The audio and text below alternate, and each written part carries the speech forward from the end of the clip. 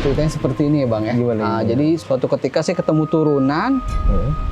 Turunan itu kalau kita lihat sih tidak terlalu terjal. Iya.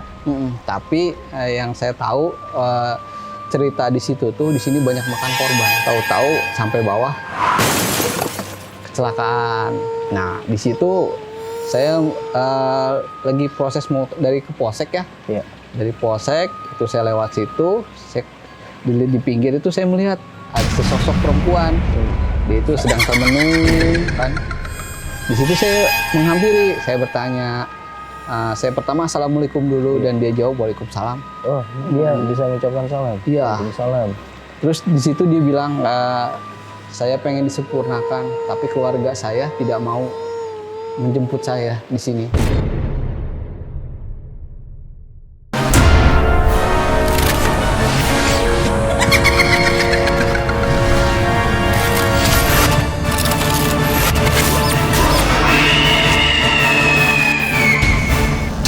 Mulailah penampakan itu muncul.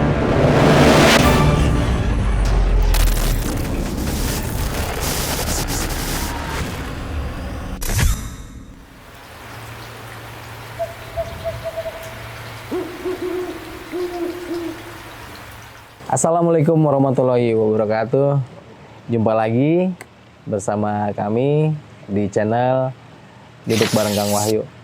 Nah, di episode kali ini Kang Wahyu akan menceritakan tentang kisah misteri menolong arwah korban kecelakaan yang minta pulang ke rumahnya. Nah, singkat kata, untuk cerita yang lebih selanjutnya lagi kita langsung ke Kang Wahyu. Kang Wahyu apa kabar? Alhamdulillah baik nih Bang. Ya, Kang Wahyu silakan dilanjut. Oke, di cerita kali ini saya ingin bercerita tentang sesosok arwah korban kecelakaan. Dia itu ibarat kata itu ingin disempurnakan oleh keluarganya, tapi tidak disempurnakan oleh keluarganya. Nah, di sini posisi saya membantu dia agar bisa sempurna. Sempurna itu dalam katanya sempurna meninggalnya lah. Singkat ceritanya seperti ini ya Bang ya. Gimana? Jadi suatu ketika tuh saya ke daerah Serang ya. Itu tuh kurang lagi namanya Citorek lah yang saya tahu itu. Citorek.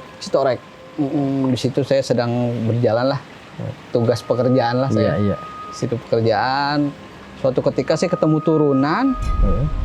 Turunan itu kalau kita lihat sih tidak terlalu terjal. Iya. Tapi yang saya tahu cerita di situ tuh di sini banyak makan korban. Oh gitu. Banyak makan korbannya. Dari atas itu orang ngelihatnya ke bawah tuh enak. Tahu-tahu sampai bawah kecelakaan. Dan itu yang seringnya itu kecelakaan kalau tidak masuk sungai atau nggak nabrak tembok.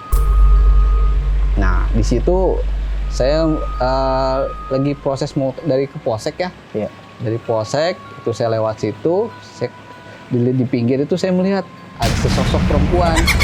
Dia itu sedang termenung kan. Saya tanya kan, perempuan ini bukan perempuan manusia lah ibaratnya. Sesosok makhluk. Iya. Ya, sesosok makhluk. Di situ saya menghampiri, saya bertanya, saya pertama assalamualaikum dulu dan dia jawab waalaikumsalam. Oh, dia bisa mengucapkan salam. Iya. Salam. Terus di situ dia bilang, saya pengen disempurnakan, tapi keluarga saya tidak mau menjemput saya di sini. Nah, di situ saya bertanya lagi kepada almarhumah. Saya bilang, ini bagaimana cara saya membantu kamu agar kamu bisa sempurna? Iya. Dia bilang, tolong hubungi suami saya, ajak saya pulang. Nah, keesokan harinya tuh,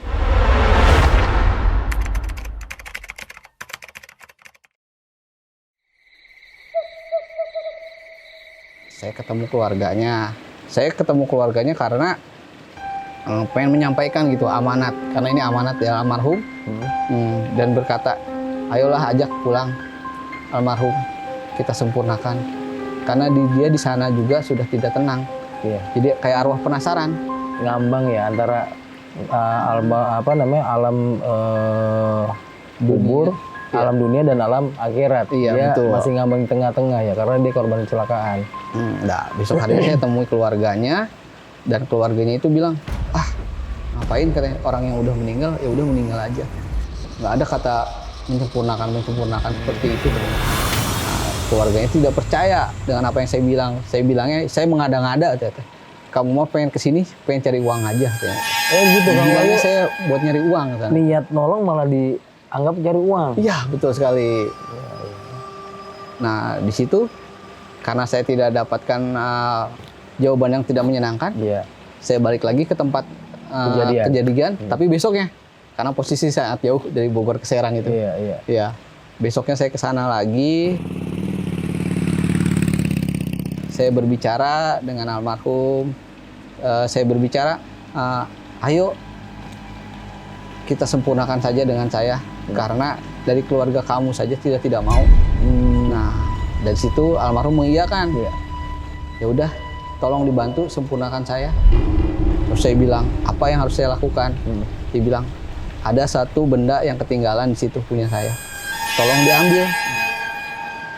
Bendanya Apa itu, Kang Wahyu? spion. Itu spion. Iya. Merinding saya. Jadi merinding nih saya nih Kang Wahyu nih. Ntar dulu ya, kawan-kawan, sahabat Kang Wahyu. Merinding. Merinding disco. Jadi arwah ini ikut Kang Wahyu melalui media spion. Iya. Almarhum itu karena ada benda yang tertinggal di situ. Dari tempat kejadian ya? Iya. Dia ada spion lah. Spion itu spion kanan. Iya. Dia minta ini dikuburkan di sebelahnya makamnya. Oh. Nah dari situ saya membantunya untuk menyempurnakan, dan dari situ juga alhamdulillah beliau mau ikut pulang dengan saya. Sampailah saya di kuburannya, saya kuburin juga itu Di samping kuburnya. Mohon maaf Kang Wahyu, ini sebelumnya kan Kang Wahyu datang ke keluarganya ya. Iya. Nah Kang Wahyu kan ibaratnya bukan siapa-siapa gitu, emang berniat memang lewat situ dengar suara ada yang menangis, emang lihat menolong ya. Nah Kang Wahyu tahu alamatnya tuh ini ya, rohnya ngasih tahu.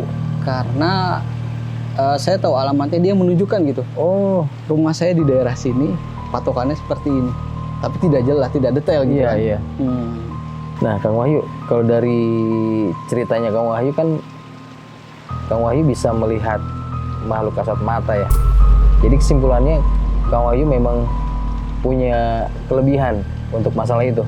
Nah, kalau itu emang saya punya kelebihan ya, di luar kelebihan orang lain. Iya. Jadi saya bisa berkomunikasi Iya. dengan makhluk lain. Iya. Bisa berkomunikasi dalam artian Kita berbicara. bisa saling berbicara lah. Tapi kontaknya batin gitu Ya, ya. kontak batin. Jadi saya itu punya kelebihan ya. Saya itu bisa berkomunikasi dan juga bisa melihat makhluk Goib. Ya, karena itu saya ada turunan. Oh gitu. Bentar nih Bang, kayaknya ada yang datang nih. Kerasa nggak nih? Ada yang datang nih. Di sebelah mana posisi? Ya, kayaknya posisi sebelah abang nih, di sebelah kiri. Serius lu? Iya. Jangan nakut-nakutin gue lu. Bener Bang. Dia tinggi gede nih kayaknya nih. Kerasa ngerinding nggak nih? Tadi sih merinding, habis itu enggak. Oh. Apa Dia cuma lihat sih kita ada rame-rame, karena kayak ada apa gitu kan. Penasaran ya? Iya, penasaran. Tapi dia nggak akan ganggu. Nggak ganggu ya. Iya. Terus apa lagi Kang Wahyu yang bisa dilihat? Di sini banyak sih. Cuman mereka nggak bisa masuk. Nggak bisa masuk karena ya? kejanggal ada saya mungkin kali ya. Iya.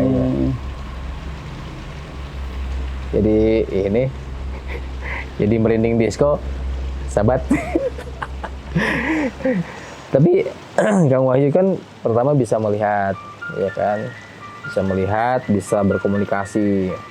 Terus apalagi Kang Wahyu, maksudnya berarti kan kalau bisa itu punya kelebihan itu berarti bisa menyembuhkan atau membersihkan gitu. Kang Wahyu bisa juga. Ya itu bisa sih, cuman saya belum terlalu sempurna lah. Iya. Masih bisa sedikit-sedikit karena saya tahap masih belajar. Belajar ya. Gitu. Kalau apa namanya? Kalau mengobati, membersihkan tuh gimana dia apa namanya prosesnya Kang Wahyu? Kalau Apa contoh misalnya menyembuhkan misalnya orang kenapa, membersihkan misalnya rumah yang ada penghuninya ini dibersihin atau gimana gitu, bisa diceritakan sedikit nggak Kang Wahyu? kalau kayak membersihkan rumah gitu, misalkan aura rumahnya tuh panas gitu kan. Kadang-kadang suka ada yang cerita sama saya, oh rumah saya panas ya, ada apa ya, tolong dilihatin gitu. Nah dari situ saya lihat tuh di rumahnya ada apa-apa, saya ceritain tuh, di rumah kamu ada ini, ada ini, ada ini. Solusinya saya kasih tahu, ini loh cara menghilangkannya, ini loh cara mengininya, seperti itu.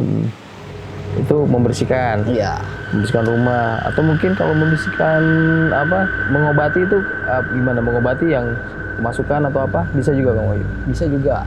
Kalau saya mengobati itu pasti saya tanya dulu nih, apa yang dirasakan dulu sama dia. Misalkan dia bilang, saya udah berobat kemana-mana, tapi hasilnya bagus gitu. Berarti ini non medis. Ya. Dan yang saya lakukan adalah saya meminta namanya dan saya wiridan malamnya. Nah, di situ akan terlihat siapakah Gerangan yang menggoda. siapakah. Jadi sekali membersihkan, mengobati. Kalau mengobati itu secara langsung atau bisa lewat handphone gitu, visual, video call, terus diobatin dari jarak jauh, bisa juga nggak? Oh bisa juga. Saya kebanyakan dari jarak jauh. Dari jarak jauh ya. Karena jarang ketemu langsung gitu, Iya. kecuali dia bertemu dengan saya langsung. Iya, iya, iya. Nah, sahabat Kang Wahyu, itu sekelumit dari kelebihan dari Kang Wahyu. Nah, Kang Wahyu, bisa dilanjut lagi nggak? Ada kelanjutan nggak dari cerita yang tadi yang sebelumnya? Yang tentang Kang Wahyu menolong arwah itu. Ada kelanjutannya lagi? Kelanjutannya itu kan setelah saya menguburkan barang yang saya bawa itu, Iya. 2 hari kemudiannya itu suami itu dimimpin sama almarhum. Iya. Dan dia bercerita katanya, saya dimimpin oleh almarhum istri saya. Bilangnya seperti ini, kenapa kamu tidak mau menyempurnakan saya? Padahal saya istri kamu. Ya kan? Nah, di situ kan awalnya itu suaminya nggak percaya. Iya. Karena dia bilang, kalau yang udah meninggal ya udah meninggal aja. Iya. Nah, ada case seperti itu. Setelah dimimpin, dia baru percaya. Iya. Keesokan harinya dia menghubungi saya Iya. dan meminta maaf gitu Iya, kan. iya. Dan sudah minta maaf, dia bercerita panjang lebar tuh kan tentang dia dan almarhum, dan disitulah dia baru percaya. Baru percaya. Malah Kang Wahyu dituduh ingin memanfaatkan keadaan betul. untuk meminta uang atau apa ya. Iya. Memang kadang-kadang ya kita ingin berniat baik gitu, malah orang lain berpikirannya negatif gitu ya. Jadi niat baik itu belum tentu ada orang yang menerima ya Kang Wahyu ya. Nah, sahabat Kang Wahyu, yang kita tarik dari cerita Kang Wahyu ini adalah niat baik belum tentu diterima dengan baik. Dan kemudian karena Kang Wahyu ini mempunyai kelebihan di atas orang-orang normal, jadi kelebihan yang dipunyai Kang Wahyu itu dipakai untuk kebaikan, untuk menolong sesama, walaupun sesama itu dalam artian sesamanya itu sudah di lain alam. Jadi kalau kita mempunyai kelebihan, pakailah kelebihan itu untuk menolong orang, bukan untuk menzalimi orang. Terus kemudian saat kita pergi keluar dari rumah, berkendaraan, jangan lupa untuk selalu mengingat Allah.